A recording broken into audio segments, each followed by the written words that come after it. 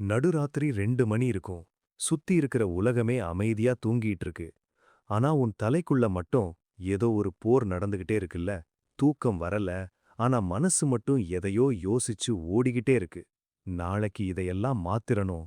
காலையில சீக்கிரம் எழுந்து ஒரு புது மனுஷனா மாறணும்னு நீ நினைக்கிற. ஆனா காலையில அலாரம் அடிக்கும்போது அதே பழைய நீதான் கண்ணத் திறக்கிற. அந்த 5 நிமிஷம் தூக்கம் உன்னை அடிமையாக்குது. ஏன் உன்னால நினைச்சத செய்ய முடியல? ஏன் உன் அறிவு சொல்றத உன் மனசு கேட்க மாட்டேங்குது? நீ எடுக்கிற முடிவுகளெல்லாம் ஏன் ஒரு நாள் கூட தாண்டறதில்ல? உன் வாழ்க்கைக்கு நீதான் ராஜான்னு நினைச்சிட்டு இருக்க. ஆனா நிஜத்துல நீ உன் மனசோட ஒரு கைதி. உன் மனசு உன்னை ஒரு பொம்மை மாதிரி ஆட்டி படைக்குது. நீயும் அது சொல்ற இடத்துக்கெல்லாம் ஓடிட்டு இருக்க. இந்த நிமிஷம் வரைக்கும் உன் மனசு உன்னை ஆண்டுட்டு இருக்கு. ஆனா இனிமே நீ அத ஆளணும். இது ஏதோ ஒரு சாதாரண மோட்டிவேஷன் பேச்சில்ல. உனக்குள்ள இத்தன நாளா ஒளிஞ்சுகிட்டு இருந்த ஒரு நிஜத்த நீயே இப்ப பார்க்க போற. இந்த உலகத்துல ரொம்ப கஷ்டமான போர் எது தெரியுமா? வெளியில நடக்கிற சண்டைகள் இல்ல. உனக்குள்ள நீயே நடத்திக்கிட்டு இருக்கிற அந்த உள்முகப் போர் தான். நாம எல்லாரும் வெளியில ஜெயிக்கணும்னு நினைக்கிறோம். ஆனா உள்ளுக்குள்ள தோத்துக்கிட்டே இருக்கோம். ஒரு நிமிஷம் யோசிச்சு பாரு.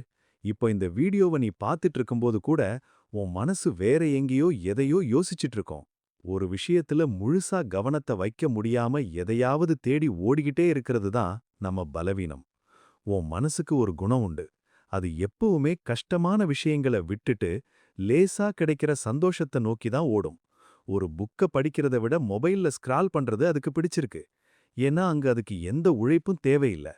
ஆனா இந்த சின்ன சின்ன சுகங்கள் தான் உன்னை ஒரு பெரிய பலவீனமான மனுஷனா மாத்திக்கிட்டு இருக்குங்கிறது தான் கசப்பான உண்மை. உன் மனசு ஒரு குழந்தை மாதிரி கிடையாது. அது ஒரு தந்திரமான திருடன் மாதிரி. நீ எப்போ அசந்து போவியோ, அப்போ அது உன்னை ஏமாத்தி உன்னோட நேரத்தையும் உன்னோட ஆற்றலையும் திருடிடும். நாம எல்லாரும் என்ன நினைக்கிறோம்னா, மனசுங்கிறது நாம தான் அப்படின்னு. ஆனா அதுதான் முதல் தப்பு. உனக்கு வர்ற எல்லா எண்ணங்களும் நீ கிடையாது. நீ ஒரு தியேட்டர்ல உட்கார்ந்து படம் பார்க்கிற ஆள் மாதிரி தான். அந்த திரையில ஓடுற காட்சிகள் தான் உன் எண்ணங்கள். திரையில வர்ற காட்சிகளோட நீ ஒண்ணா கலந்துட்டா, அங்க வர்ற அழுகையும் கோபமும் உன்னோடதாகிடும். ஆனா நீ தள்ளி நின்னு பார்த்தா, அது வெறும் காட்சிகள் மட்டும்தான். உன் மனசுல வர்ற எண்ணங்கள நீ கவனிக்க ஆரம்பிச்சா, அதோட வேகம் குறையும். நான் ஏன் இப்படி யோசிக்கிறேன்? இந்த எண்ணம் எனக்குள்ள எப்படி வந்துச்சு?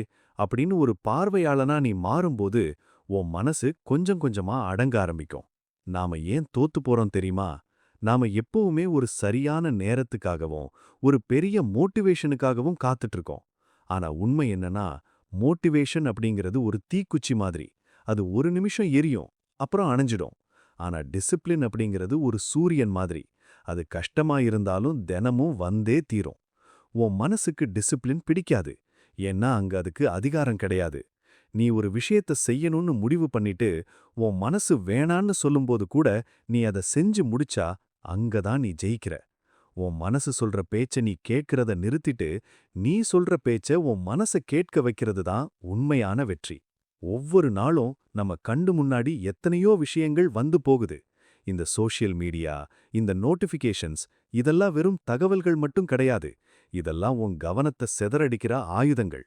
உன் கவனம் தான் உன்னோட மிகப்பெரிய சொத்து. அந்த சொத்தை யாரோ ஒருத்தர்கிட்ட நீ ரொம்ப மலிவா கொடுத்துட்டு இருக்க. ஒரு நிமிஷம் அமைதியா கண்ண மூடி உட்கார்ந்தா உன்னால இருக்க முடியல ஏன்? ஏன்னா உன் மனசுக்கு அமைதியா இருக்க பிடிக்கல.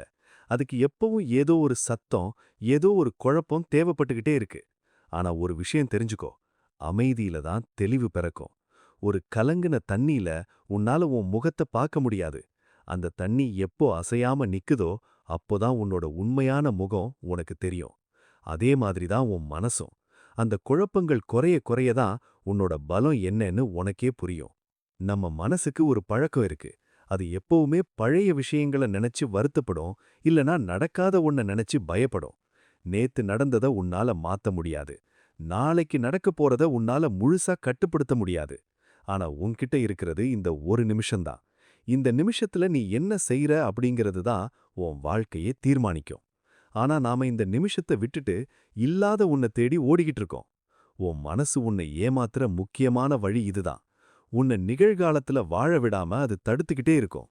இப்போ நீ செய்ய வேண்டிய வேலைய தள்ளி போடுறதுக்கு அது 1000 காரணங்கள சொல்லும். நாளைக்கு பாத்துக்கலாம். இப்போ டயர்டா இருக்கு. இதுக்கு இன்னும் டைம் இருக்கு. இப்படி அது சொல்ற ஒவ்வொரு பொய்யையும் நீ உண்மைன்னு நம்பிட்டு இருக்க. ஆனா அந்த நாளைக்கு அப்படிங்கிறது ஒருபோதும் வராது.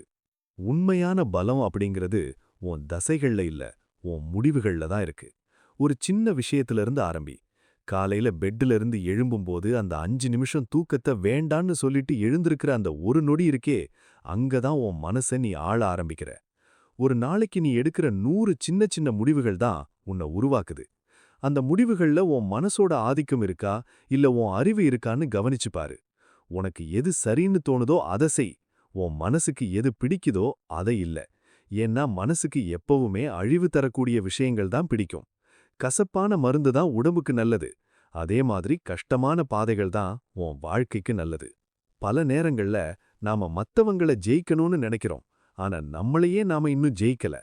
உனக்குள்ள இருக்கிற அந்த சோம்பேறித்தனத்த, அந்த பயத்த, அந்த தயக்கத்த நீ எப்ப ஜெயிக்கிறியோ அப்போதான் இந்த உலகம் உனக்கு முன்னாடி தல வணங்கும்.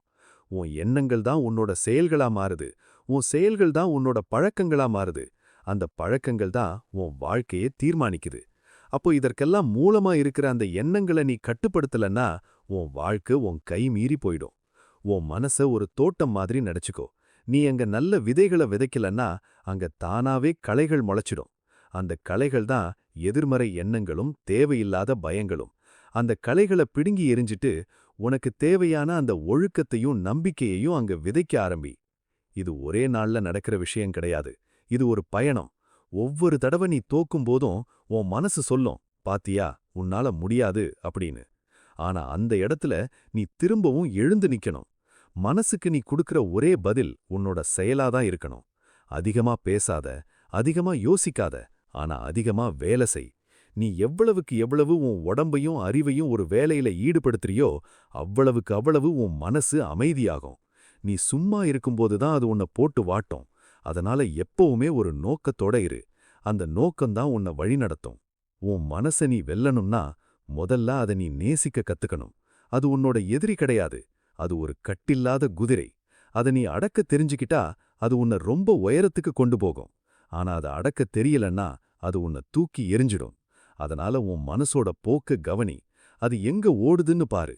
அது ஓடுற இடத்துக்கெல்லாம் நீ போகாம அத உனக்கு பின்னாடி வரவை. நீதான் முதலாளி. உன் மனசு உன்னோட வேலைக்காரன்.